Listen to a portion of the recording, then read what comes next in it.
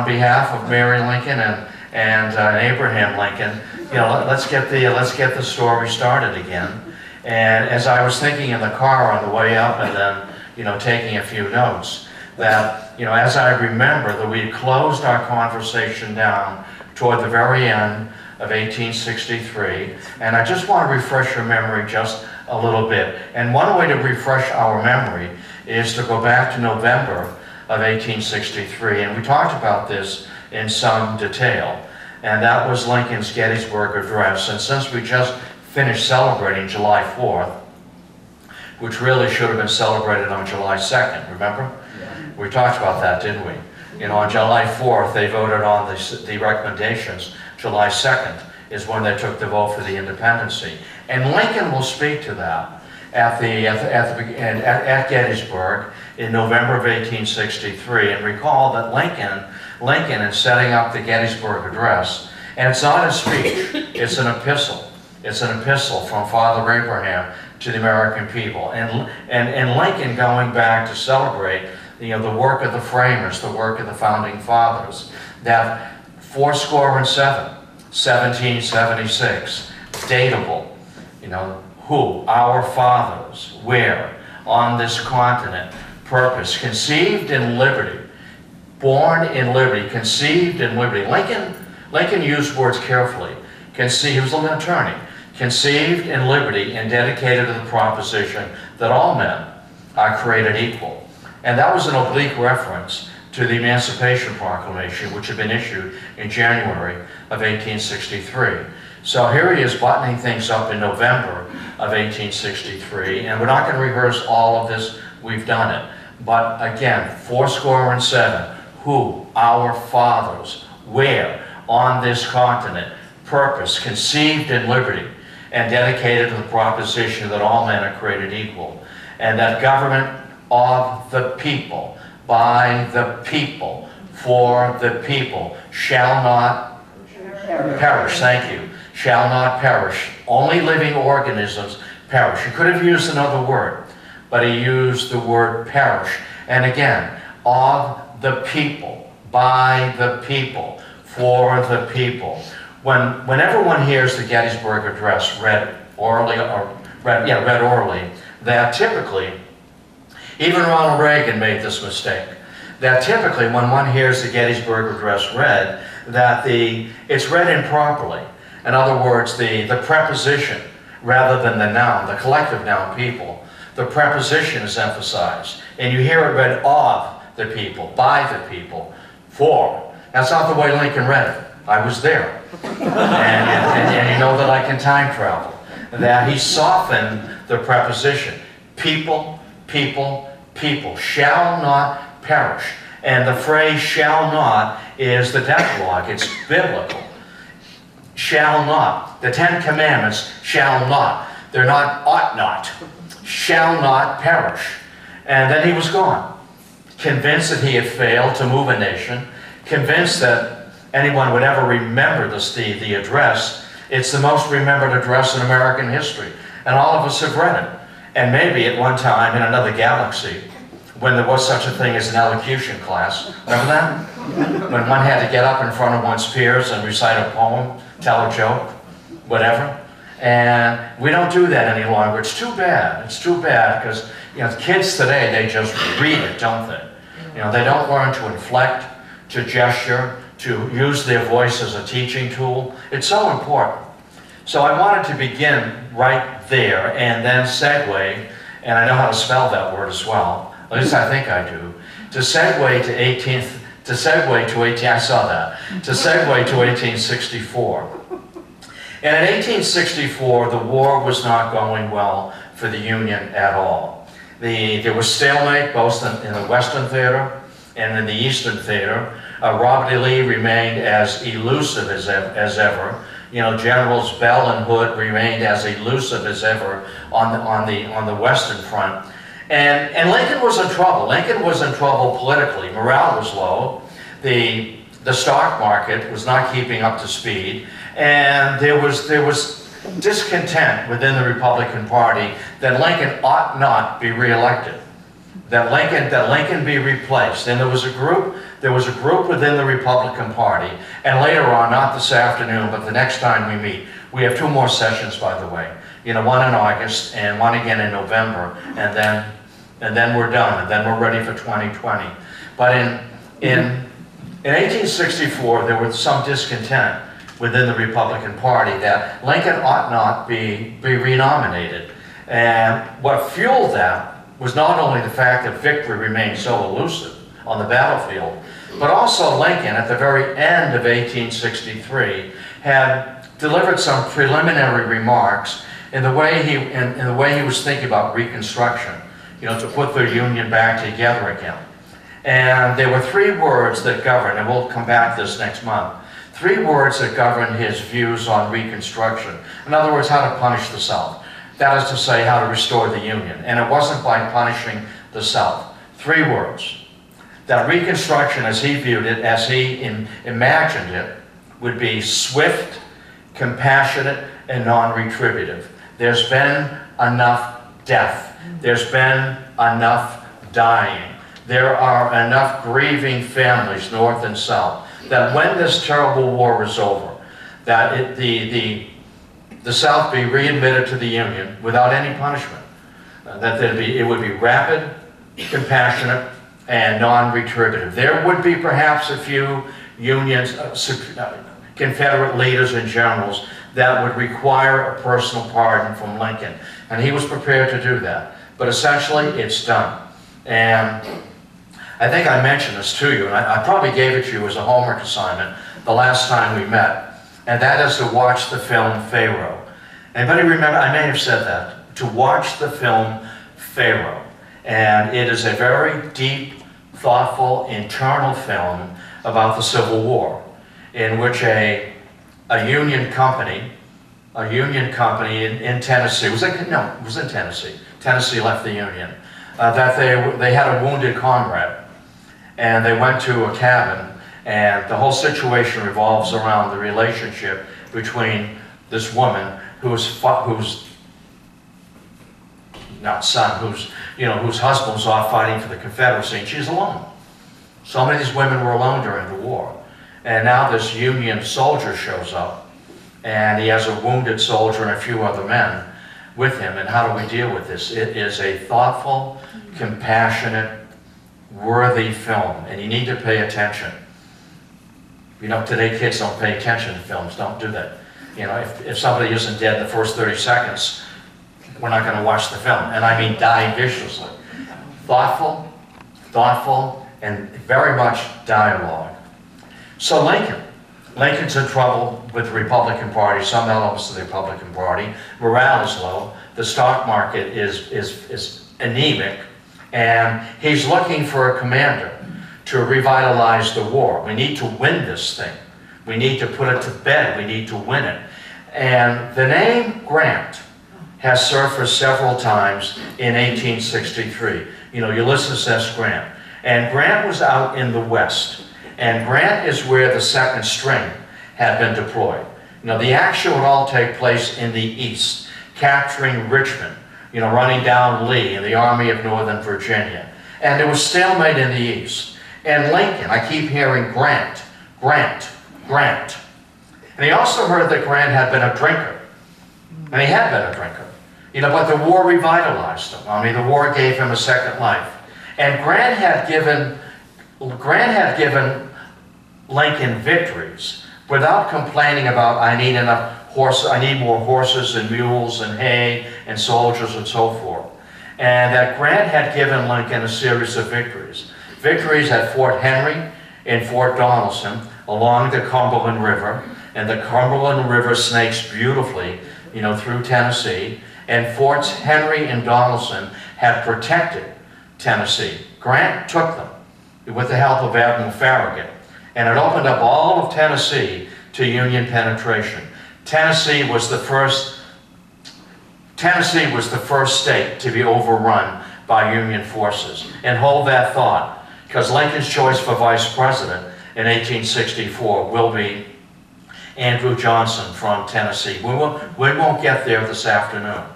And he doesn't ask for more of everything. He gets the job done with what he has. And then for Lincoln, and again, coming back on the very heels, not the heels, the very day of the Battle of Gettysburg, the victory at Gettysburg, that Vicksburg fell into the hands of the Union. Grant had taken Vicksburg, and for us in the East, Vicksburg oftentimes gets a very poor showing. Vicksburg was huge. It opened up the entire Mississippi, which allowed Union forces to sail down the Mississippi River and land troops both on the east and the western side of the Mississippi River. We in the East do not pay enough attention to the battle and the victory of Vicksburg. Lincoln did. And Lincoln, I want to check this guy out. And does he still drink?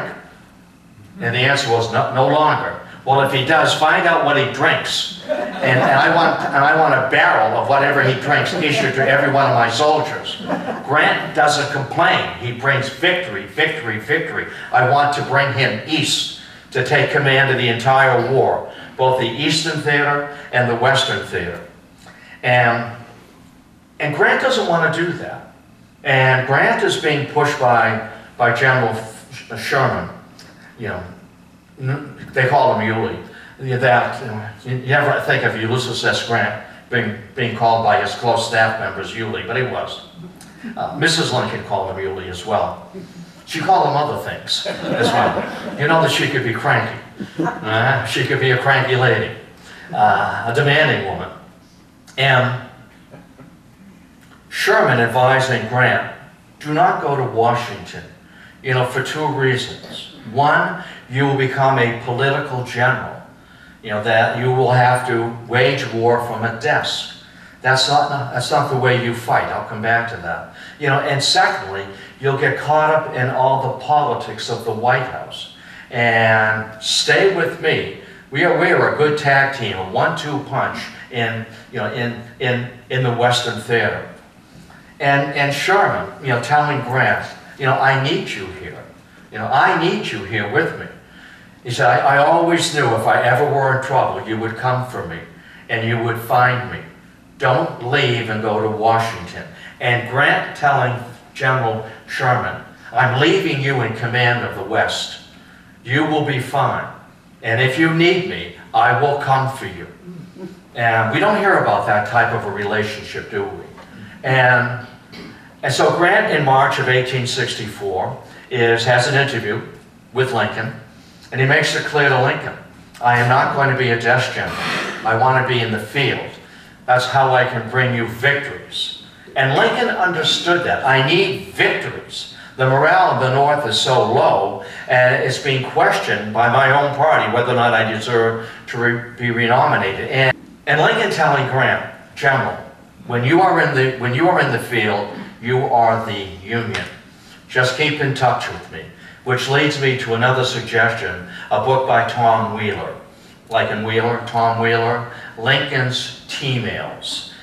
Great title, isn't it? Rather than emails, T-Mails. It's a short book. Even students will read it. It's under 300 pages. It's a great book, and Wheeler in Lincoln's T-Mails talks about how Lincoln spent almost as much time in the telegraph office adjacent to the White House than he did in the White House. And through the telegraph, Lincoln was a techie.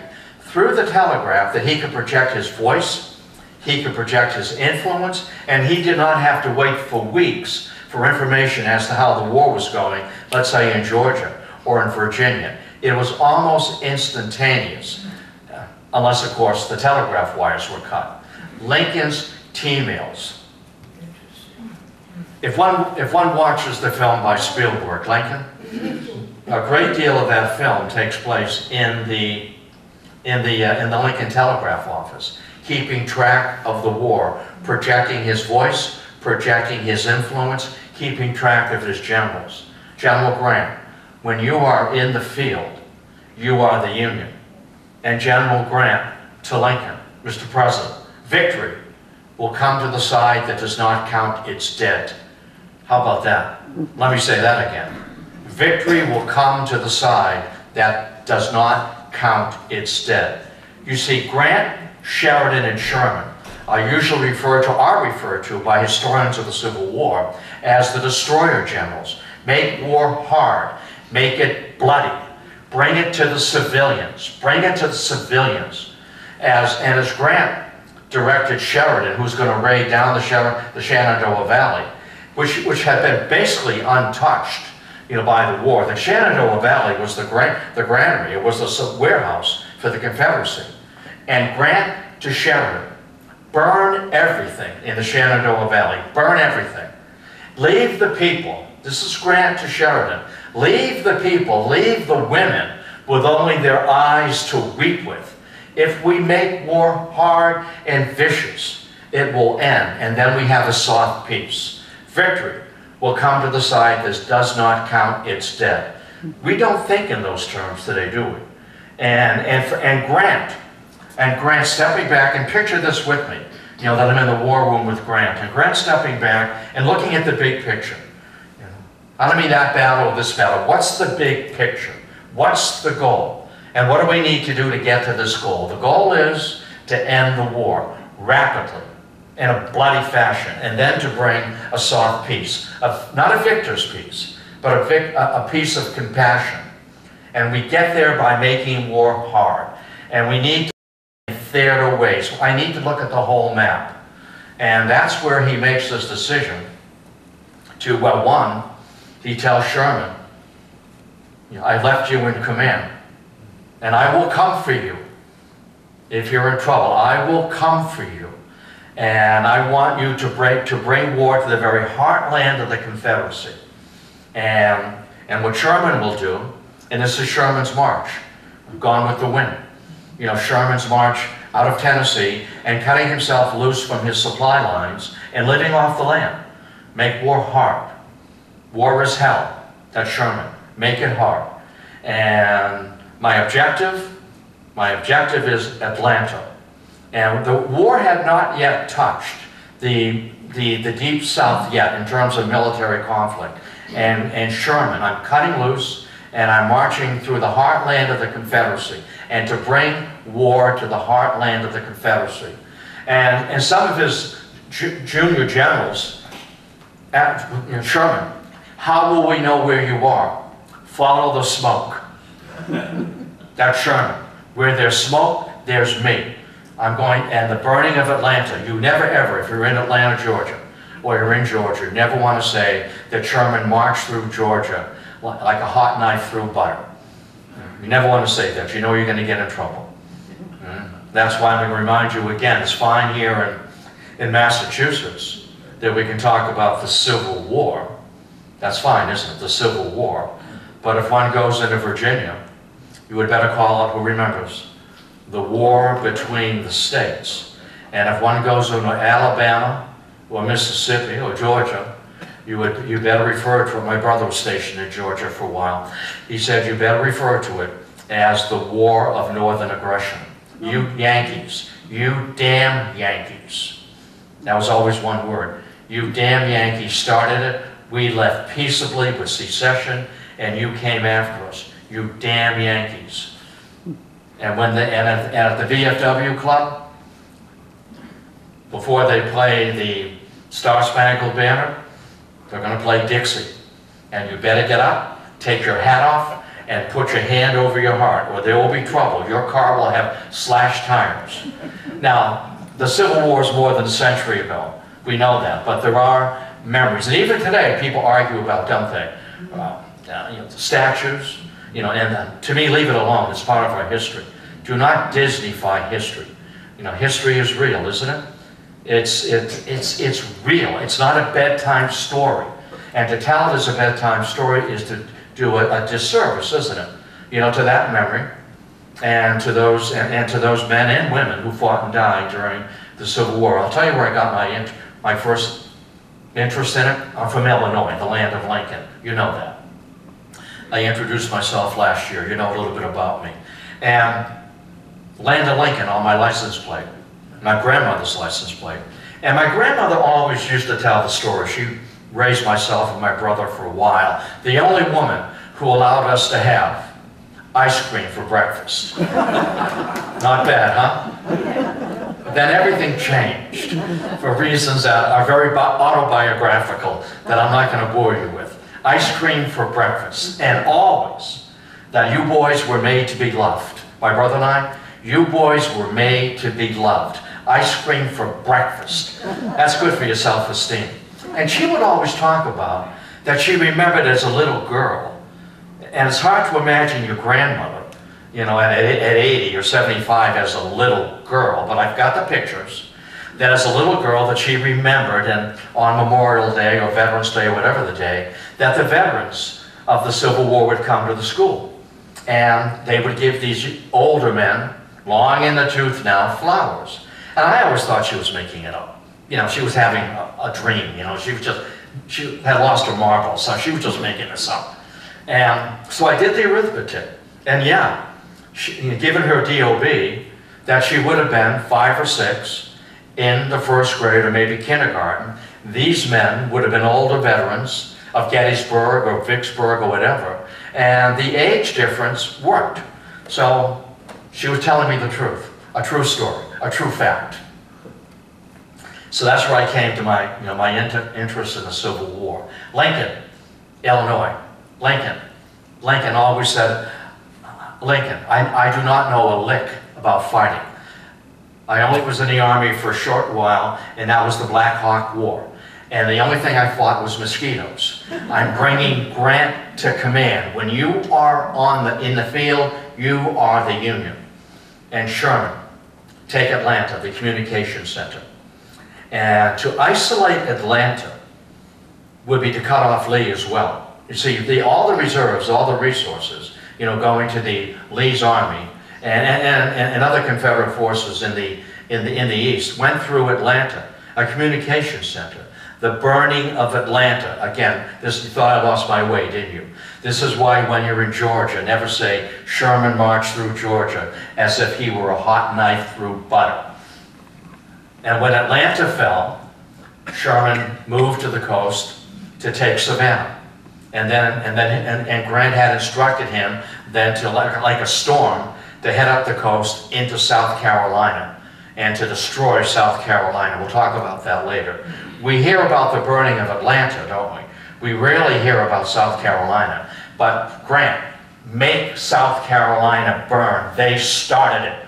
They were the first one out of the Union. They got it going. We never hear about that. You know, we hear about Gone with the Wind and Rhett Butler and all of that silliness and nonsense about the glamour of the Civil War. There's nothing glamorous about getting your arm blown off, or your head blown off, or your leg lose a limb. Grant, full court press. I'm not interested in Richmond. Richmond is just a capital. Richmond is just a place. My goal is to destroy Confederate armies. It wasn't to take Richmond. And Eisenhower, you know, at the end of World War II, well, when American forces entered Germany in 1945, Eisenhower, too, was a West Point guy, wasn't he? Duty honor country. And they studied Grant's campaigns. And Eisenhower, the objective is not Berlin. It's just a place. The objective is to destroy Hitler's armies.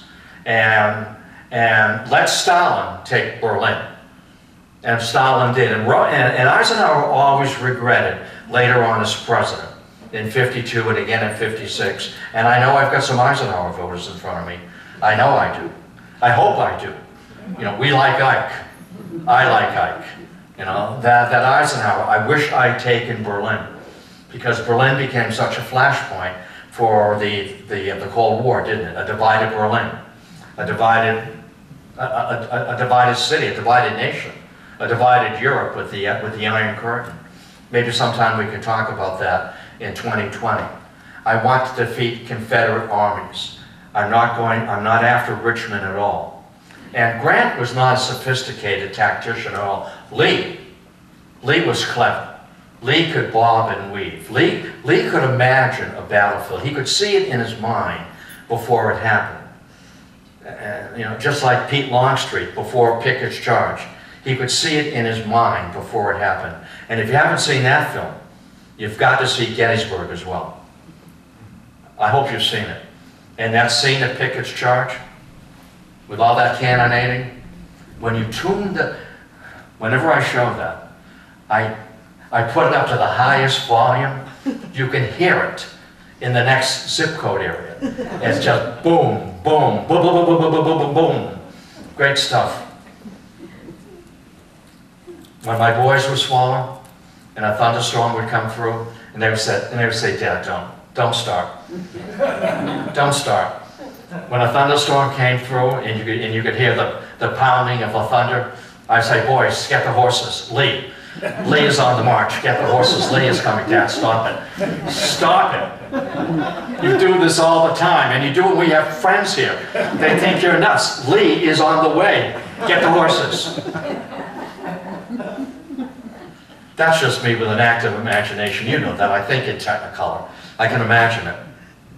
So Grant, we are going to push on Lee. And remember the battles. The Wilderness, Spotsylvania, the crater, Gettysburg.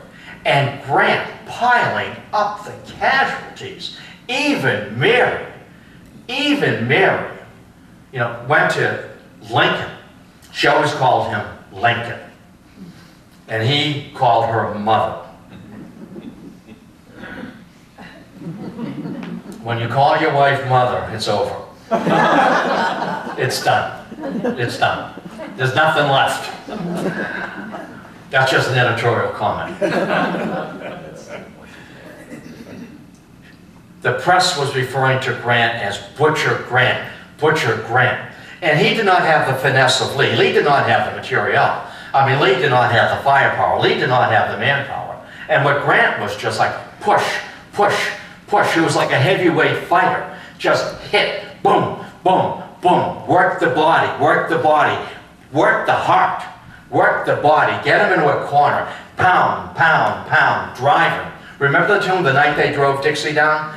Drive him down. Hit, hit, hit. Do not stop and let him recover. Hit, hit, hit. Constant contact. And wear him down. And Lincoln, responding to Mrs. Lincoln and the press about Butcher Grant. And Lincoln, I cannot spare the man. He fights. We need to end this thing. We need to end this thing. And let me say that quote again. I cannot spare the man. He fights. And we tend to forget it today. We go to Gettysburg, and we go to Antietam, which is the finest kept battlefield. And I'll mention it now just because I can't remember if we talked about it in March. The last time I was at Gettysburg, I went alone, because sometimes I need to do these things alone.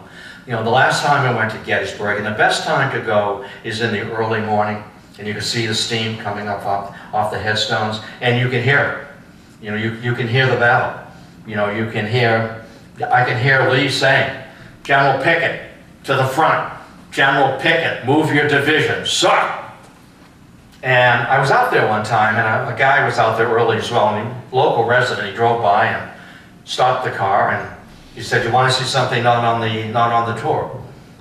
And I said, yeah, which was stupid, because getting into somebody's car, but that was a long time ago. And took me off the battlefield to a home. And he knocked on the door. My friend lives here. And he said, Gary, would like to see the room. So I went in. The room was to the left. And as I entered the left, as I moved to the left, there was not any furniture at all. But the floor, which had been it was a wooden floor, was beet red, cranberry red.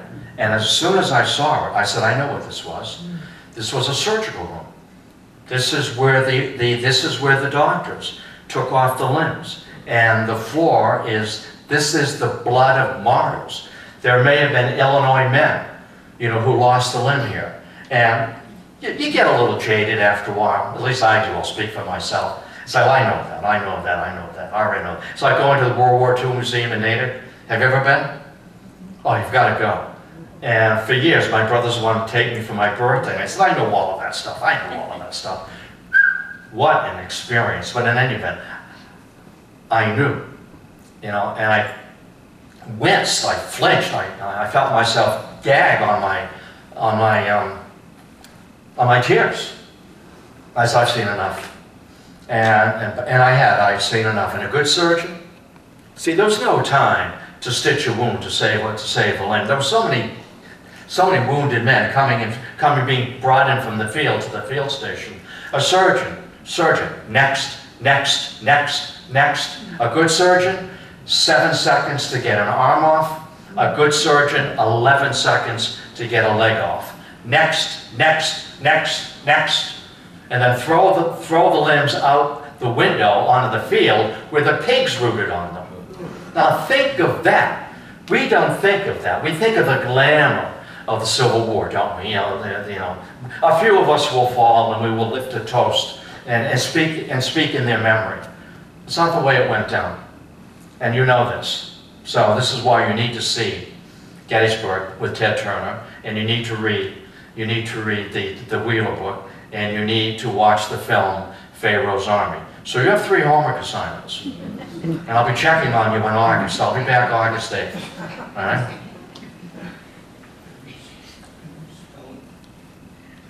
In 1864, Lincoln knew. Lincoln was a shrewd man. He was no hayseed at all. And Lincoln did not expect to win re-election. And one of the men who was behind the plot, one of the men who was behind the conspiracy to prevent Lincoln from getting renominated, this is so clever, this is so smooth, Secretary of the Treasury, Salmon Chase, who had been in Chicago seeking the nomination in 1860. And Lincoln had maneuvered around him, and in order to get Chase to support him, he offered Chase whatever cabinet position you want. And Chase said, I want to be Secretary of the Treasury. And Chase got the job. And Chase was part of that cabal that was looking to decline, to make sure Lincoln was not renominated. Lincoln got wind of it. Lincoln had his eyes and ears out there. Lincoln got wind of it. And he promoted Chase. He put him on the Supreme Court.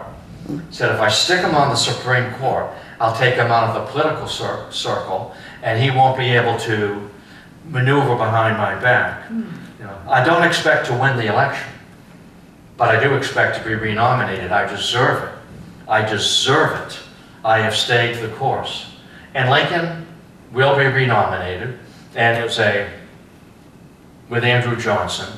And when Lincoln was renominated, and the war was still going badly until the fall of Atlanta, that Lincoln held a cabinet meeting, and he wrote on a piece of paper, and he circulated that piece of paper around the cabinet table. And I said, I want all of you to sign it. What are we signing? Sign it. As Commander-in-Chief, I'm asking you to sign it.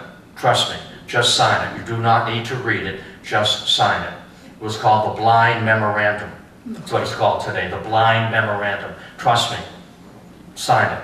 And the Blind Memorandum was each cabinet member promised Lincoln that when we are defeated, that we will not be bitter, and we will help the incoming administration have a peaceful and smooth transfer from a Republican administration to a Democratic administration. And the man whom Lincoln expected to beat him was the man that he fired after the Battle of Antietam, and that was George McClellan. And McClellan in 1864 had been nominated by the Democratic Party, and he ran as the peace candidate. There was one issue for McClellan: to end the war, to end the killing, and to end the dying, and to restore the Union, and restore it with slavery. That as a peace candidate, if I'm elected, the war will end. There will be a stand down at ease. There will be a stand down, and that we will renegotiate the reconstruction of the Union with slavery. And Lincoln, I'm going to get beat, and I'm going to get beat badly. And that convention was in the summer of 1864. In September, October of 1864, Sherman, through Grant, gifting Lincoln. That's what he said, I gift you, President Lincoln, with Atlanta. I gift you with the fall of Atlanta. And the fall of Atlanta helped in large ways to stabilize Lincoln's position, you know, within the voters. And also, for the very first time, we had absentee balloting, that I need the soldier vote. And back then, you know, soldiers, unlike today, you get mixed in with other units. You know, back then, Massachusetts men served with Massachusetts men and New York men and so forth. And they would bivouac here, and here on the battlefield. And absentee ballots, that I will be able to get the soldier vote. And he sent a letter, he sent a telegram from the telegraph room to Grant, if possible, on the eve of the election, can you suspend hostilities and allow those men who wish to go home and vote. And those that cannot, vote by absentee ballot. I need every vote I can get. I'm going to get beaten, and I want to see this thing through. That was the promise that I made to those families at Gettysburg. You know, that your son,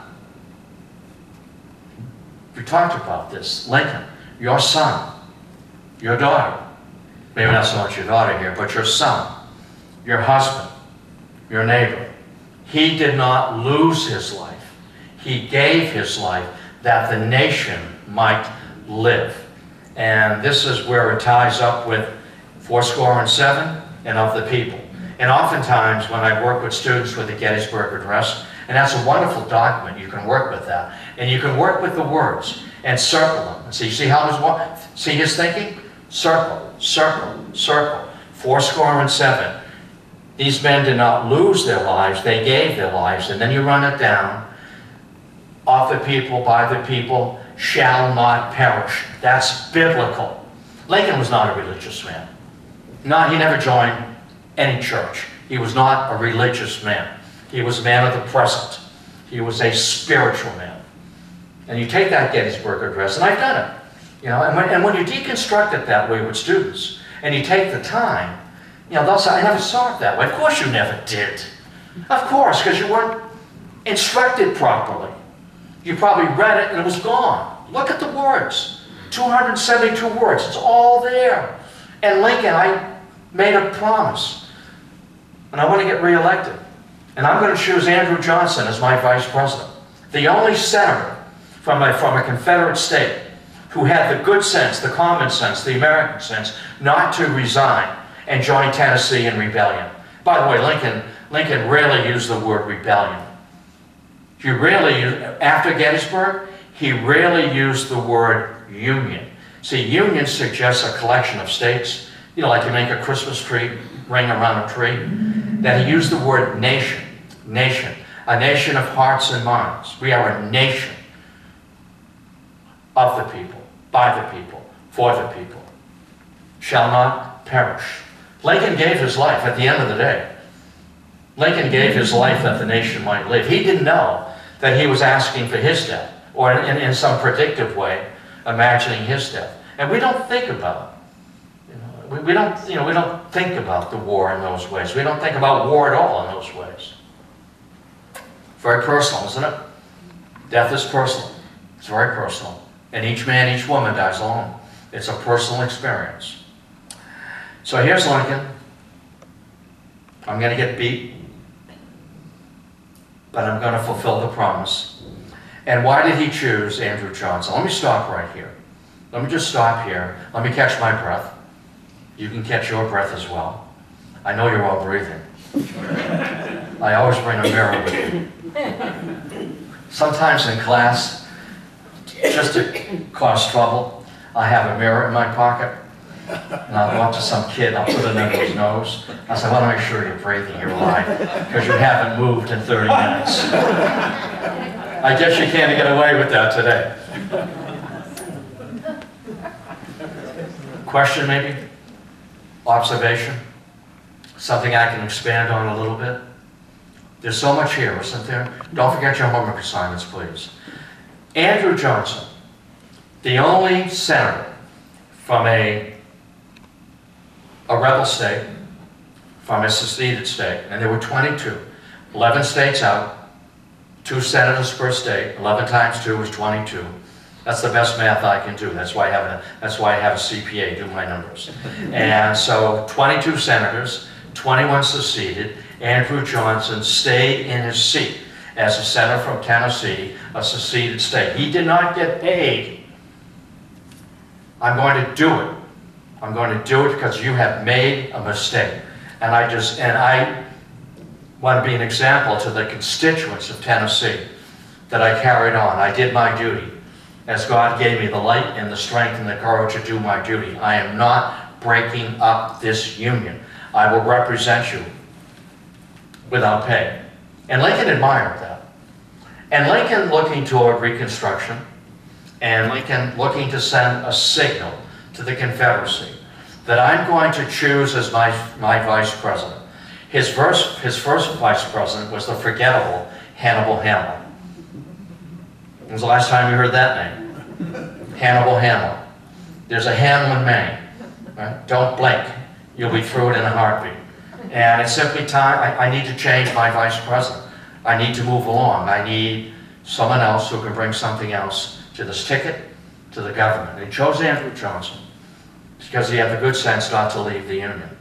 And he chose Andrew Johnson also, again, he's a Southerner, a Democrat. He was a peace Democrat. Lincoln is choosing to run with a Democrat. The party howled. You're running with a Democrat. I'm running with a Democrat.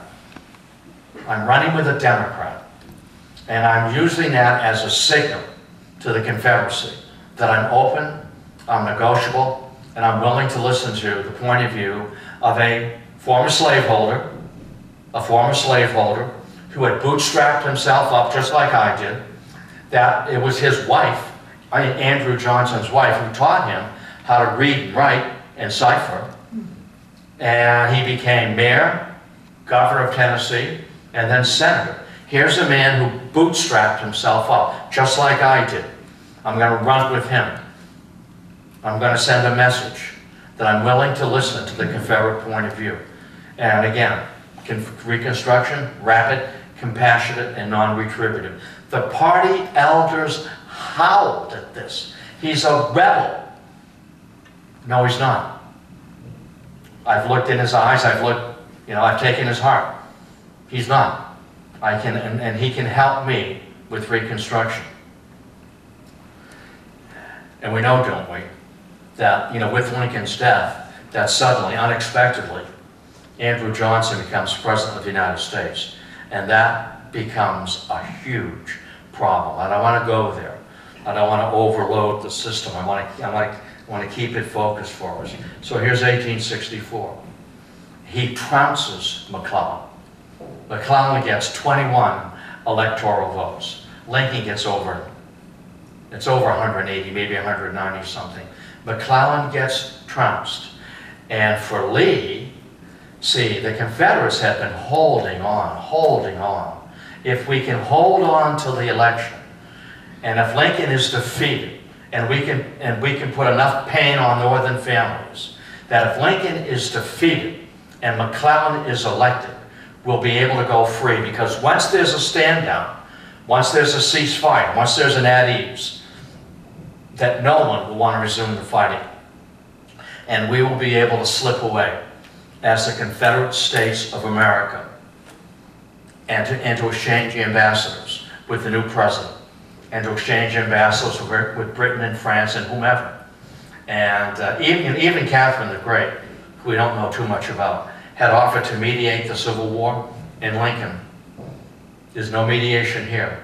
It's going to end either in my defeat or it's going to end in Confederate defeat. There's no common ground here. So in 1865, as Grant continues to pound Lee, they had hoped, if we can hang on till the election, and then negotiate with the new president. Didn't happen.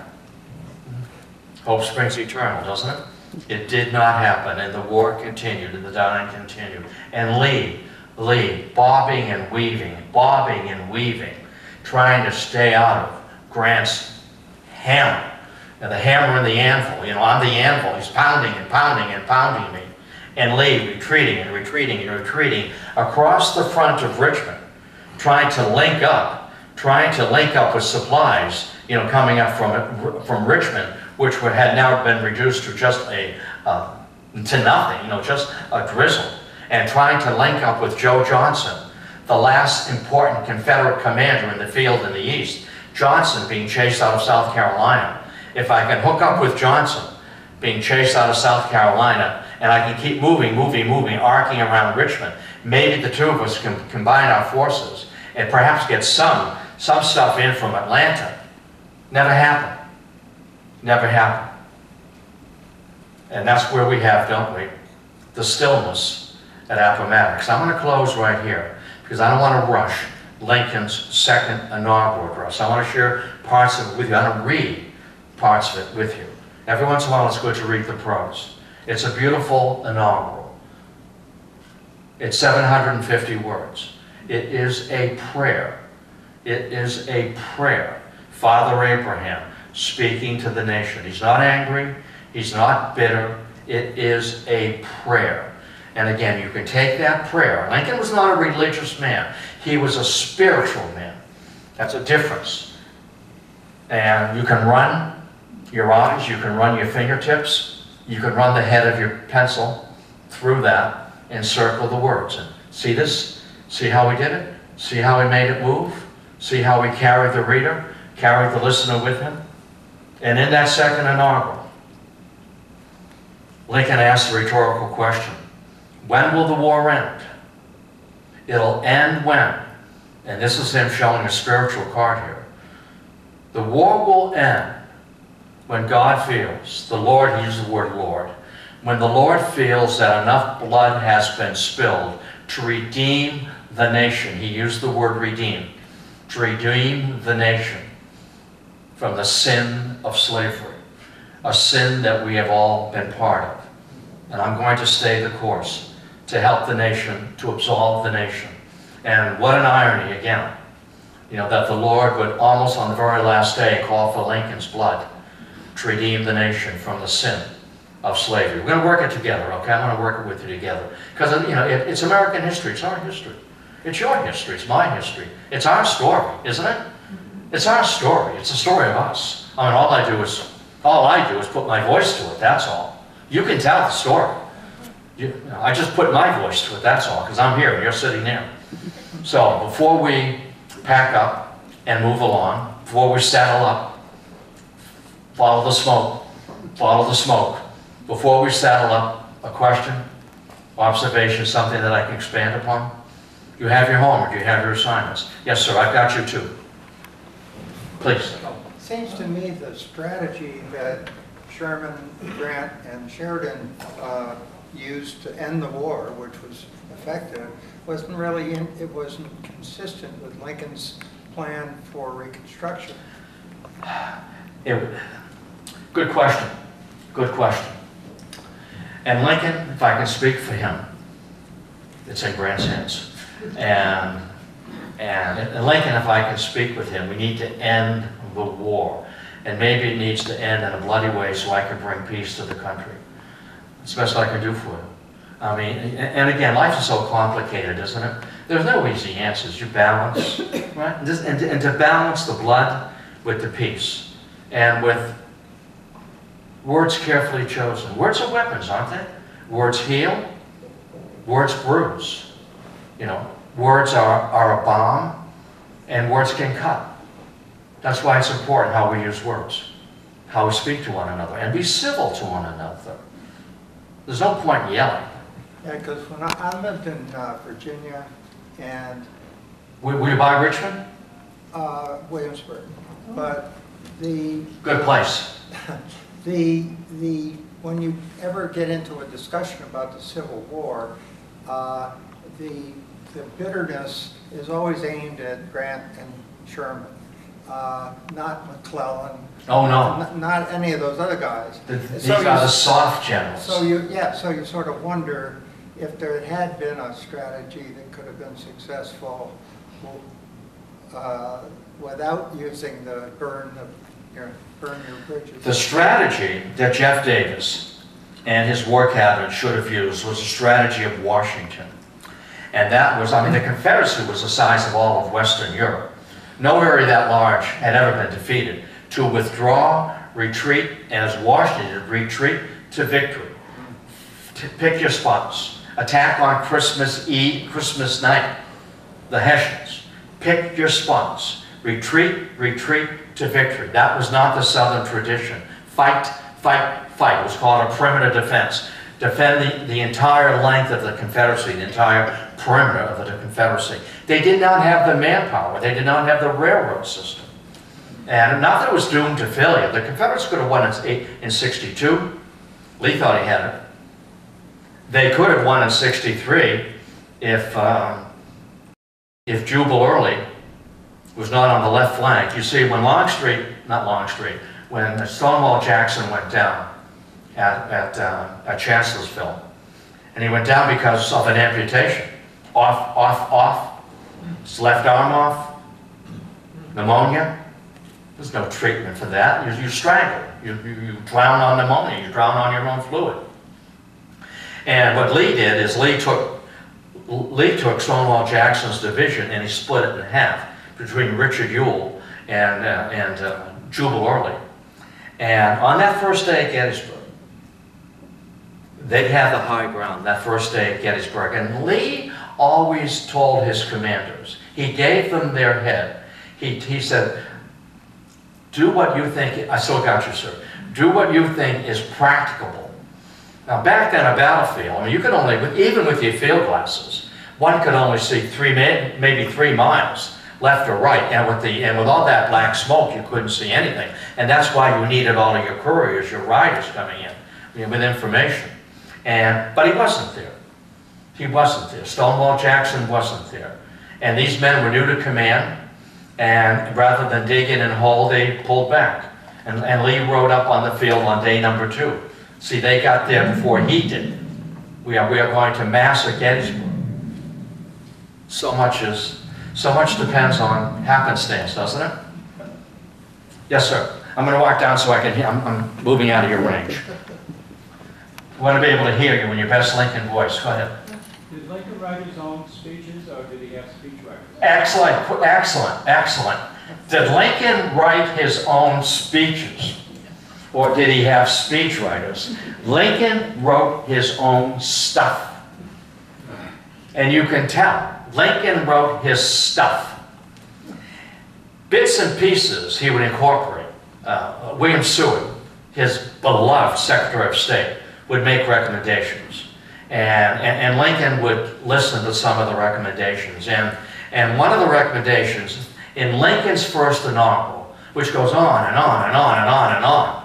This is the old Lincoln, not a new Lincoln of the economy of language.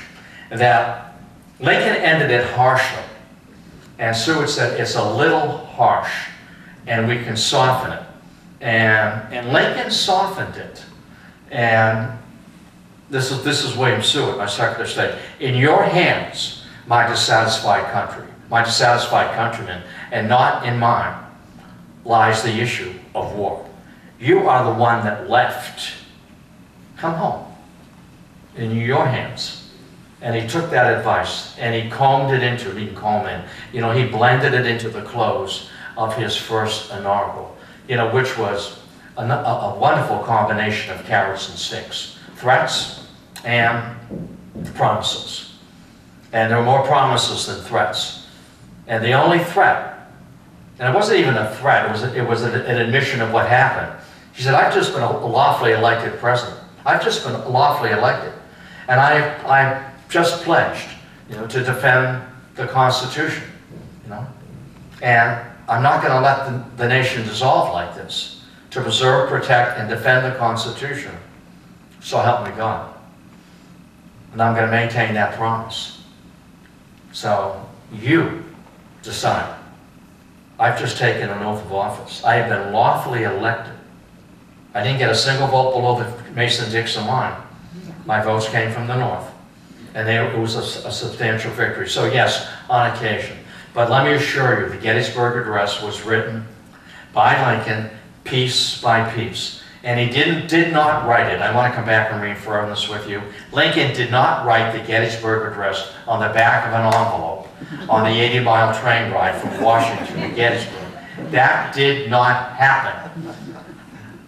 I don't know how that got into the canon. I'll tell you how that got into the canon. Andrew Carnegie was a railroad man initially before he found his money in steel and iron ore. And Andrew Carnegie was on that train. And Lincoln was accessible. People just walked in. And Carnegie saw Lincoln writing. He was writing a dispatch. And he thought he was writing the Gettysburg Address on the back of an envelope. What? Talk about. Whatever, you know, it just isn't true. Lincoln would never have left something that important to work on. With the side sway of the train and all the interruptions, I'm speaking to the nation.